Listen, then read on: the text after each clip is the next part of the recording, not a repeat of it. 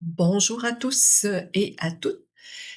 Bienvenue à l'Atelier des mots sur le programme de formation traductrice-traducteur Vendez plus, vivez mieux, Canada.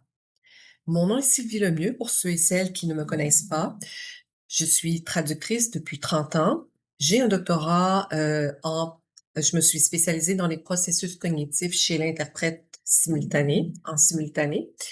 Et j'ai utilisé ces connaissances-là acquises il y a 30 ans. Je les ai faites évoluer au cours de ma pratique en me considérant, en m'observant, en aidant aussi mes collègues à davantage s'observer, se connaître et travailler en équilibre avec leur personnalité. Et j'ai développé au fil des différentes, comment je pourrais dire, étapes que la technologie nous a fait, en fait, son évolution nous a fait traverser. Je vous les nommerai pas toutes, là, il y en a eu plusieurs, mais je suis rendue maintenant avec, comme vous, à l'étape de l'arrivée de l'intelligence artificielle qui est déjà depuis bien des années dans le décor, mais qui depuis 2022 est encore plus présente. Et c'est d'ailleurs ce que mon collègue Patrice Dussault va vous expliquer dans sa partie.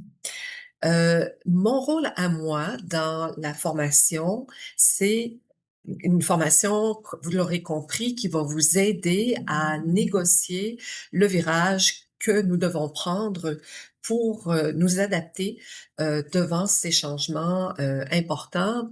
Ces changements-là, bien, c'est que la traduction que nous pratiquions, notre pratique était essentiellement axée sur le transfert d'informations d'une langue à l'autre. Nos clients venaient nous voir pour cette raison-là. Malheureusement pour nous, si on peut dire, c'est l'intelligence artificielle comme les outils comme ChatGPT permet de transférer, assurer ce transfert d'informations-là, évidemment pas aussi bien qu'un être humain, mais pour beaucoup de clients d'une façon satisfaisante, représentant pour eux un bon rapport qualité-prix. Et il faut dire que les clients ne sont pas des langagiers non plus.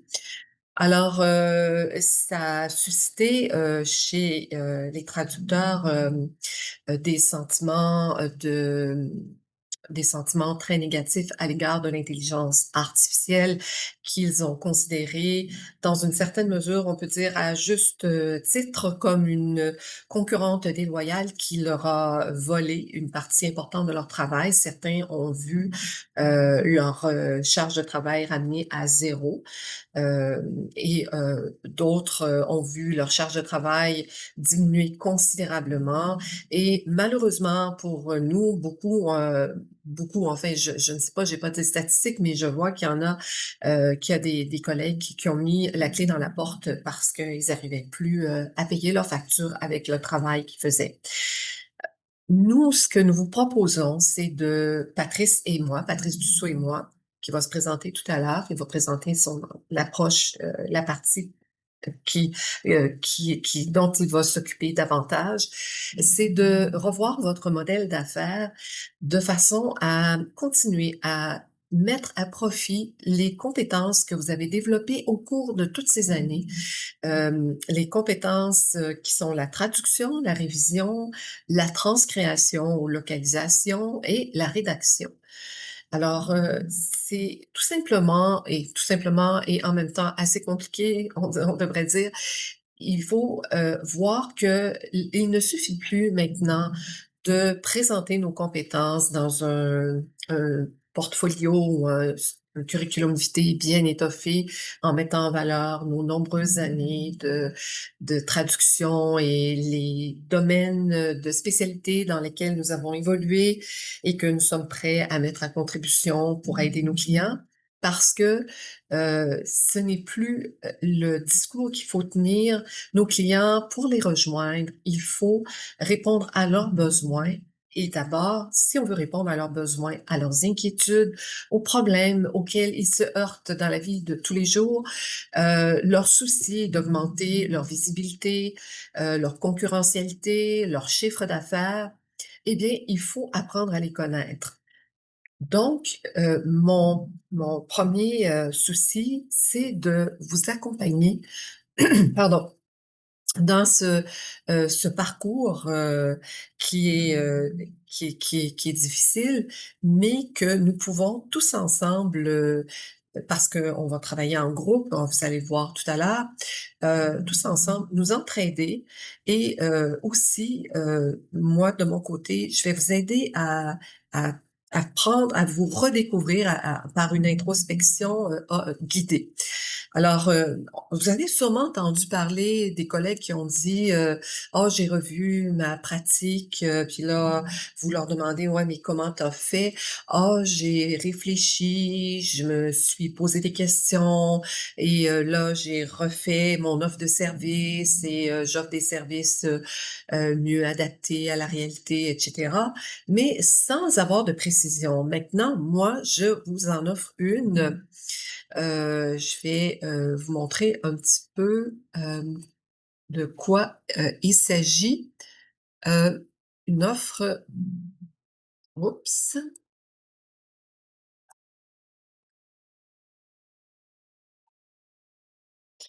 Alors, je vais vous en offrir une. Je vais juste ici me mettre de côté. Ça va être une d'abord pour faire votre introspection, j'ai conçu un modèle, un protocole qui s'appelle le protocole SENS. SENS, S pour santé, E pour énergie, N pour neurosciences, S pour sens. Dans le volet santé, on va voir, vos besoins fondamentaux. Pourquoi? Je vais vous l'expliquer un petit peu plus tard, mais pour les apparier avec ceux de vos clients. C'est-à-dire que si vous, cernez bien vos besoins fondamentaux, tous les êtres humains ont les mêmes besoins fondamentaux, mais pas tous dans la même proportion. Donc, si vous les cernez bien, vous allez d'abord vous protéger votre santé et vous allez également être davantage en mesure de mieux cerner votre client. Énergie, E pour énergie, alors je vais vous inviter à travailler avec, des outils comme la cohérence, cardiaque adaptée au traducteur, que ce sont des exercices que j'ai mis au point, il y a quelques années et que je vais vous montrer, heu, qui sont faciles d'utilisation, mais qui sont vraiment axés sur les besoins des traducteurs et qui vont vous permettre de protéger votre énergie et même de l'augmenter au quotidien.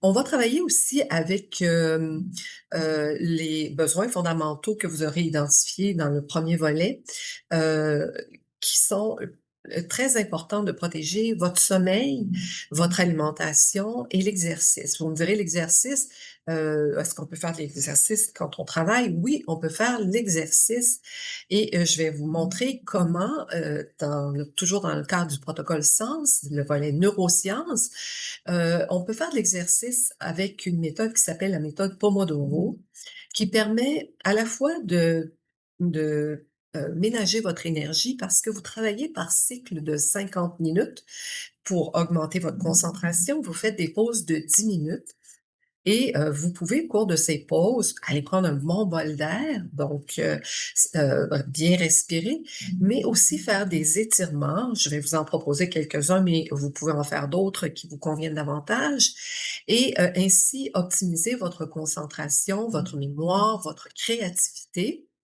Et aussi, on va travailler sur votre rythme circadien. Ça sera pas un très gros travail, mais vous allez voir que vous l'avez déjà sûrement remarqué, que vous avez des heures plus productives le matin, un petit peu moins productives l'après-midi, alors qu'il est préférable de faire donc les tâches qui nécessitent la concentration le matin et peut-être les tâches plus automatiques l'après-midi. Et aussi, vous allez voir aussi que vous avez, des heures, peut-être pas les mêmes que celles de votre collègue. Vous êtes peut-être plus du matin, peut-être plus du soir, peut-être plus même un oiseau de nuit. Alors c'est toutes des choses qui sont importantes et qui, sont importantes parce que ça permet de régulariser les hormones, le travail de vos hormones et régulariser votre énergie dans la journée. Et enfin, le plus, important, les valeurs. Les valeurs, je vais, vous amener à faire un exercice de priorisation des valeurs personnelles, à l'aide une comparaison matricielle. Je n'entrerai pas dans tous les détails aujourd'hui, ça on verra ça plus à fond. Ce qui vous permet de faire, de trouver, une valeur qui est fondamentale chez vous, qui est d'après mon expérience, il y a pas 2 personnes qui ont la même valeur fondamentale. La valeur fondamentale, elle est très importante parce que, les recherches ont prouvé, je vais juste avancer un petit peu, faire avancer. Heu, que, alors ça, c'est la matrice qui va vous servir à établir, votre valeur fondamentale. Ça, je l'expliquerai pas, en détail aujourd'hui, mais cette valeur, fondamentale-là est extrêmement importante parce que les recherches ont établi que, elle est extrêmement importante dans vos choix, de vie et aussi dans vos choix, professionnels.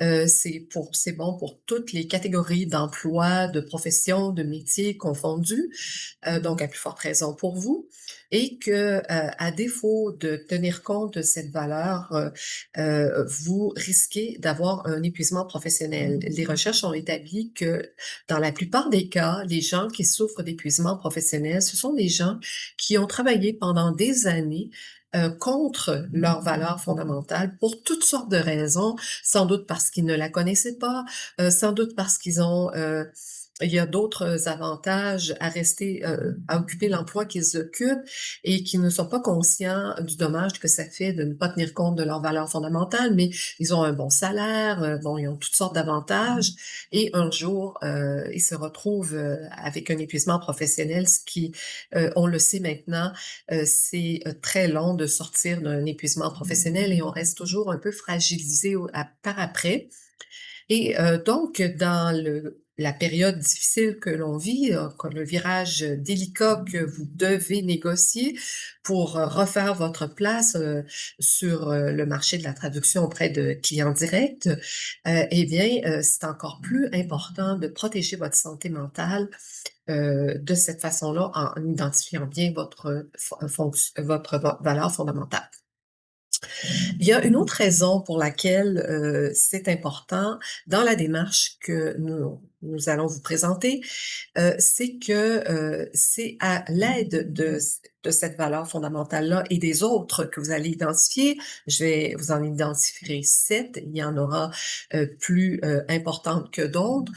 C'est de cette façon-là que vous allez pouvoir établir un contact avec, une relation avec les clients directs. Parce que tout se joue, dans le modèle d'affaires que nous vous présentons. Tout est basé non plus sur une transaction, trouver un client qui va acheter notre service, mais sur une relation que nous bâtissons avec nos clients. Donc, il faut que nous-mêmes, on soit alignés, que vous et moi soient alignés sur nos valeurs, surtout notre valeur fondamentale, pour pouvoir bien identifier les valeurs fondamentales des clients et de pouvoir établir une relation solide et qui va évoluer autant dans le bon sens pour nous que pour le client. Alors voilà. Donc ici, c'est un peu là ce à quoi ça va ressembler et une fois que vous avez, établi ces valeurs fondamentales, nous allons voir aussi les valeurs des entrepreneurs, des entreprises et pour ce volet-là, nous allons utiliser la matrice Suncase ou Suncase, qui est une matrice française. S pour sécurité, O pour orgueil, N pour nouveauté, C pour confort, A pour argent, S pour sens et E pour environnement. Alors, c'est sûr que si vous avez bien identifié votre valeur fondamentale et que vous voyez que par exemple, si vous avez ici, j'ai un exemple qui est justement un exemple tiré de la liste de valeurs que d'un de mes mentorés. Euh, alors, sa valeur principale, fondamentale, était la curiosité. Elle est toujours sûrement la curiosité. Alors, quand je regarde la matrice Suncase, ce qui se rapproche le plus, c'est la nouveauté. Donc, je vais orienter mon élève vers des entreprises qui recherchent la nouveauté. Et c'est très important, ces valeurs-là, parce que là, on travaille avec des entreprises, on travaille avec des entrepreneurs, on travaille plus avec des êtres humains, mais on sait que les valeurs, c'est Suncase, c'est les leviers décisionnels, c'est ça qui fait que votre client va prendre telle décision plutôt que telle autre. Et c'est important que votre client ou que l'entrepreneur ou que l'entreprise ou le représentant de l'entreprise avec qui vous faites affaire, ça peut être le directeur du développement commercial, sente que vous êtes aligné vous-même sur vos valeurs et que vous percevez bien ces valeurs parce que si vous n'êtes pas aligné sur vos valeurs, vous allez avoir du mal à construire un argumentaire qui va rejoindre votre client, l'amener, le convaincre à faire affaire avec vous.